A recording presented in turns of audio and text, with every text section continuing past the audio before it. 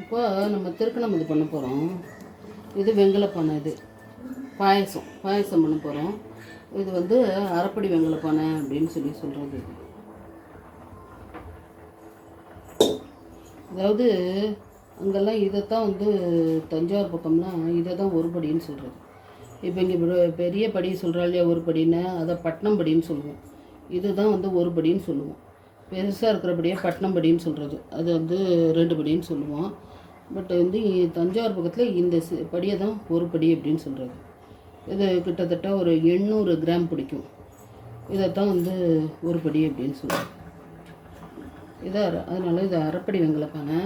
இந்த வெங்கலப்பானையில் தான் நம்ம இப்போ திருக்கணம் இது பண்ண போகிறோம்.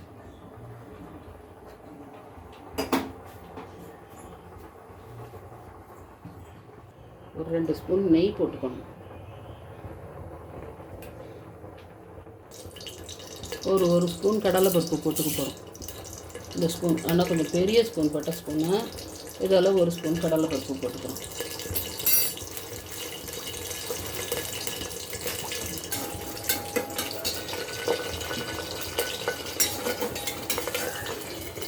நல்லா அது பொன்னிறமாக வறுபடணும்.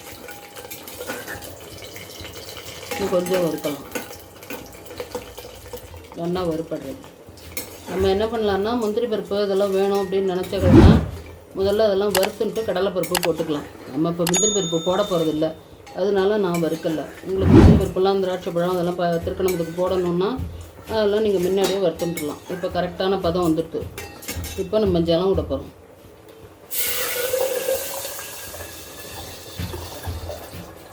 ஒரு சொம்பு ஜலம் விட்டுருக்கேன்.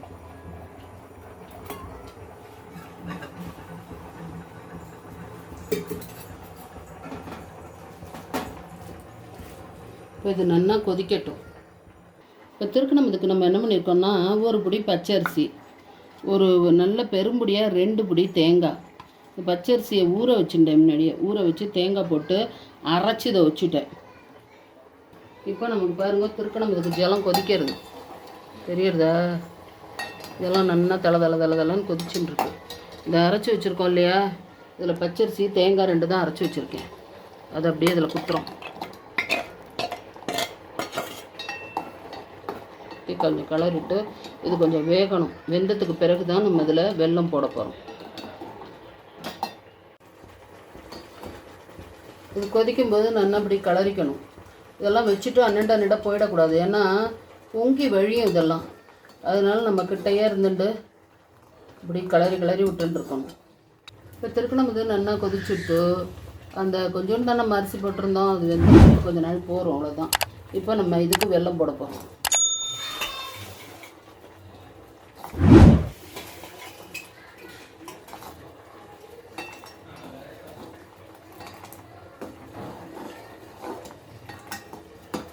ஒரு 3 பிடி வெல்லம் போட்டிருக்கேன்.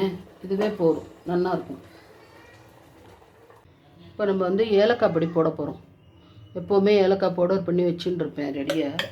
அதனால் நம்ம வந்து ஏலக்காய் பொடி போட போகிறோம். இது வந்து கர்ப்பப்பைக்கு ரொம்ப நல்ல மருந்து ஏலக்காய். பொதுவாகவே அதில் மருத்துவ குணங்கள் நிறையா இருக்குது. நல்ல ஜெரிமானத்தன்மை கொடுக்கக்கூடியது, வாசனை கொடுக்கக்கூடியது. அதனால் ஏலக்காயில் மருத்துவ குணங்களும் நிறையா இருக்குது. ஆன்மீக ரீதியாகவும் இதில் நிறையா எல்லாமே இருக்குது.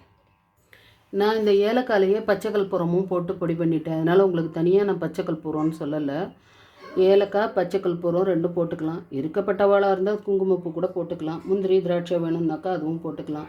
இல்லைன்னா தேங்காயை பல்லாக திருப்பி நெய்யில் வறுத்து அதை கூட போட்டுக்கலாம். எப்படி பண்ணாலும் பாயசம் நல்லா இருக்கும். இதுவும் என்னென்னு கேட்டேன்னா இந்த கோடை காலத்தில் சூடு ஜாஸ்தியாகி அதனால வயத்தில் புண்ணெல்லாம் வரும். இந்த திருக்கணம் இது நம்ம சாப்பிடும்பொழுது அந்த வயத்து புண்ணெல்லாம் இது சரி பண்ணும். இப்போ பார்த்தோம்னா இது நீர்க்க இருக்கு இல்லையா, இன்னும் கொஞ்சம் நாழியானாக்கா கெட்டிப்பட்டுரும். இது சில சமயங்கள்லாம் நான் கெட்டியாகவும் பண்ணுவேன். இன்றைக்கி வந்து எல்லோரும் தண்ணியாக கொஞ்சம் நீர்க்க இருக்கட்டும்னால நீர்க்க பண்ணியிருக்கேன். இல்லைன்னா கெட்டியாக பண்ணுறதுன்னா ஜலத்தை கொஞ்சம் கம்மியாக வச்சுட்டேன்னாக்கா கெட்டியாக வரும். ஜலத்தை நம்ம கொஞ்சம் கூடுதலாக விட்டோம்னாக்கா 300 ஜலம் விட்டோம் இல்லையா நம்ம, அதனால நீர்க்க வந்திருக்கு. உங்களுக்கு கெட்டியாக இருக்கணும்னா இன்னும் கொஞ்சம் ஜலத்தை பாதி கூட குறைச்சிக்கலாம். நீங்கள் 150-200 ml ஜலம் விட்டாங்க அப்படின்னா ஒரு புடி தான் அரிசி போட்டிருக்கோம். நம்ம 2 புடி தேங்காய் போட்டிருக்கோம். அதுக்கு ஒரு 150 ஜலம் விட்டுட்டேன்னா இன்னும் வந்து உங்களுக்கு கெட்டியாக இருக்கும்.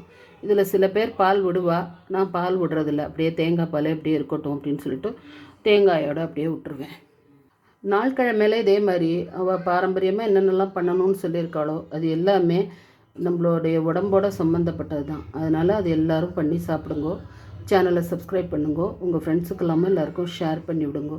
நல்ல காரியம் 4 பேருக்கு தெரியட்டும். இதில் ஒரு முக்கியமான சமாச்சாரம் என்னென்னா, இப்போ நம்ம வெங்கலத்தில் பண்ணுறோம் இல்லையா, பண்ணி முடிச்சுட்டு உடனே அது வேறு பாத்திரத்தில் மாற்றி வச்சிடணும். இல்லைன்னா களிம்பு வந்துடும். களிம்புன்னு சொல்லிட்டு அது உடம்புக்கு ஒத்துக்காது. அந்த களிம்பு வந்துடும், எல்லாருக்கும் வாமிட் ஆகும். இதே ஈயம் பூசி இருந்ததுன்னா, அந்த பாத்திரத்துக்குள்ளே ஈயம் பூசுவா, அப்படி ஈயம் பூசி இருந்ததுன்னா நம்ம வச்சுக்கலாம். அது அலுமினியம் இல்லை, வெள்ளியும். அது அந்த ஈயம் பூசி இருந்தால்னா வச்சுக்கலாம், ஒன்றும் ஆகாது. ஈயம் பூசலைன்னா அடுப்பில் நம்ம சமைக்கிற வரைக்கும் யூஸ் பண்ணிக்கலாம். அதுக்கப்புறம் அதை எடுத்து வச்சிடணும். அதே மாதிரி பாயச பாத்திரம் பண்ணுறோம் இல்லையா, திருக்கணம் பண்ணுறோம் இல்லையா, அந்த பாத்திரத்தை ஒட்டை வழித்து போடக்கூடாதுன்னு சொல்லுவா பாட்டி. அதில் கொஞ்சோண்டு இருக்கணும், ஒட்டை வழித்து எல்லாத்தையும் இது பண்ணக்கூடாது. பாயச பாத்திரத்தை மட்டும் நம்ம ஒழித்து போடும்போது அதில் கொஞ்சம் வச்சு தான் போடணும் அப்படின்பா. இதுதான் உங்களுக்கு முக்கியமாக சொல்லணும்னு நினச்சேன் நான்.